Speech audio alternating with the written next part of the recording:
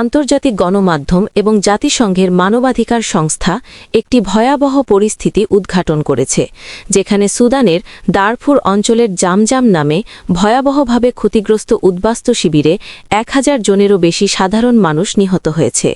গত এপ্রিল মাসে সুদানের অর্ধসেনা সরকার র্যাপিড সাপোর্ট ফোর্সেস RSF নামক একটি সশস্ত্র গোষ্ঠী 3 দিন ধরে শিবিরে হামলা চালায়। এই হামলায় অনেকেই সংক্ষিপ্ত বিচার ছাড়াই গুলিবিদ্ধ হয়ে মারা গেছে এবং বহু মানুষকে ঘরোয়া এলাকা, বাজার, স্কুল, স্বাস্থ্যকেন্দ্র ও মসজিদ পর্যন্ত হত্যা করা হয়েছে, যা আন্তর্জাতিক মানবাধিকার আইন ভঙ্গের গুরুতর প্রমাণ হিসেবে বিবেচিত হচ্ছে।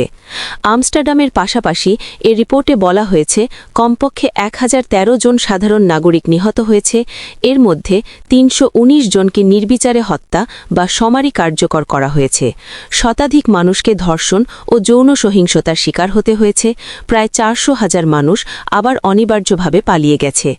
জাতিসংঘের মানবাধিকার প্রধান ভলকার টুর্ক মন্তব্য করেছেন, সাধারণ মানুষকে পরিকল্পিতভাবে হত্যা করা বা যুদ্ধবন্দী অবস্থায় হত্যা করা হতে পারে যুদ্ধ অপরাধের সমান, এবং দ্রুত নিরপেক্ষ তদন্তের দাবি তুলেছেন।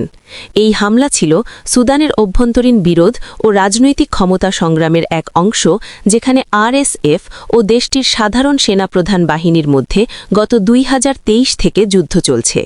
এই সংঘাত ইতোমধ্যে লক্ষ লক্ষ মানুষকে গ্রামে গ্রামে বাস্তুচ্যুত করেছে এবং বৃহৎ মানবিক সংকট সৃষ্টি করেছে।